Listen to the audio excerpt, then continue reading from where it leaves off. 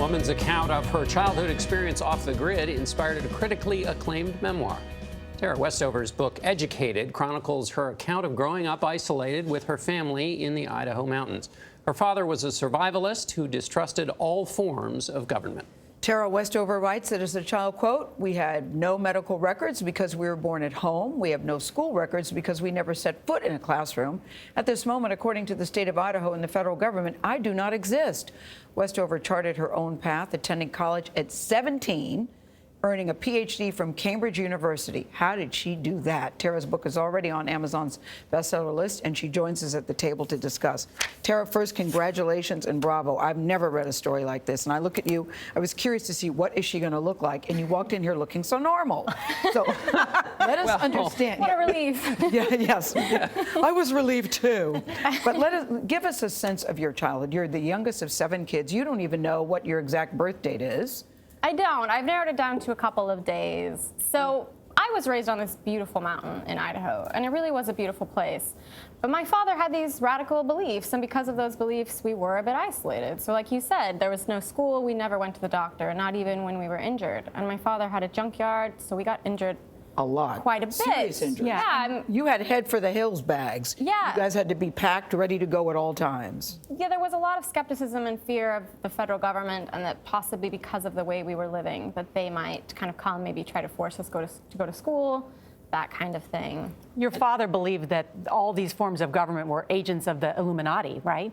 Yeah, he had this idea that something had infiltrated all of these institutions, whether it was doctors and hospitals or public education. Yeah, he was very concerned about them. Describe for people what working in the junkyard was like. You weren't just sorting seatbelts. Yeah. No, I mean, it was quite dangerous. And I don't think it's that my dad didn't value our safety.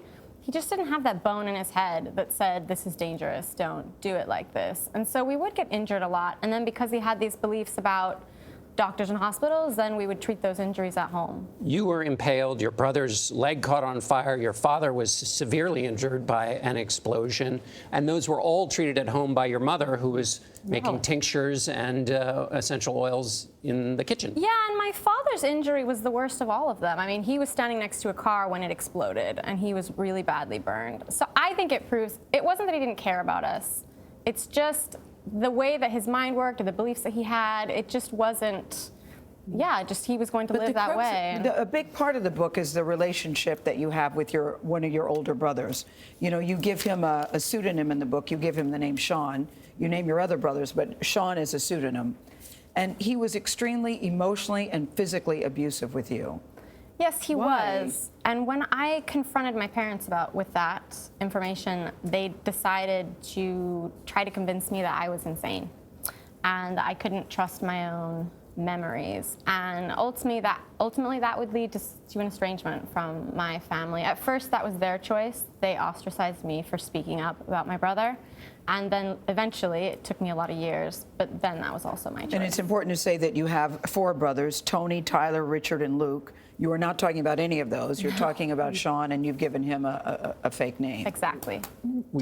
We should note that your parents their lawyer anyway, has issued a statement about the memoir, and it says, Tara was a loved daughter who was educated by her parents, such that at age 16 she received a scholarship from BYU, a school that is not easy to get into, like her 2 brothers that got PhDs.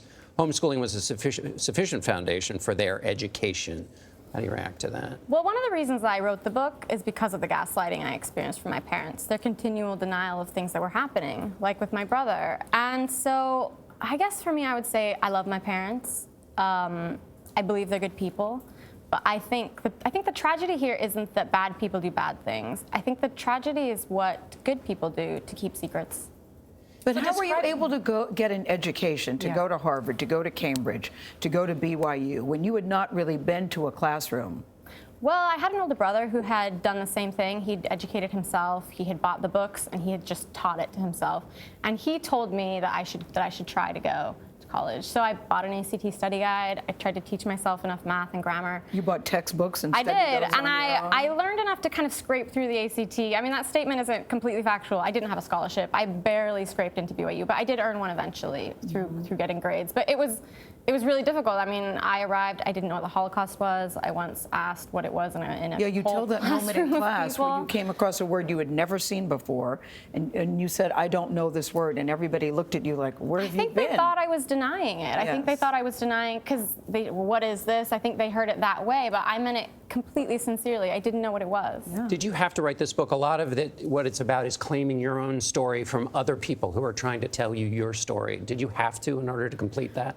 I felt like I needed to come to terms with the decision I'd made to let go of my family. And I think when I was writing the book, the big questions to me were, what does it mean to belong to a family? And what obligations do we have to our family? And are there limits to those obligations? And what do you do when you want to be loyal to your family, but you feel that loyalty to them is in conflict somehow with loyalty to yourself? Yeah, you said it's possible to love and hate at the same time, and you said in families like ours, no crime is worse than telling the truth. What's your relationship like with your family today? Half my family I'm close with, and then half I'm estranged from. But even the half I'm estranged from, I love them. And I don't feel that angry towards them, because I think anger is a mechanism that you need to get you out of dangerous situations, things that will harm you. But once you're out, once you're safe, Do you talk to you your don't need mom it and anymore. dad? You can live a better life without it. Do you talk to your mom and dad? I email with my mother occasionally, yeah, a little bit. But I try to limit that because I did have a bit of a mental breakdown trying to, with my parents, they really succeeded in convincing me that I was insane for a while about my brother, and I had a complete mental breakdown. And there's only so much of that I can have in my life and kind of keep hold of my grasp of sanity and reality. And No, Tara, really, bravo. You say mental breakdowns never obvious to people that are having them. It's an amazing story. Thank you so much for sharing it thank you. with us today. Educated is on sale now wherever you like to buy your books.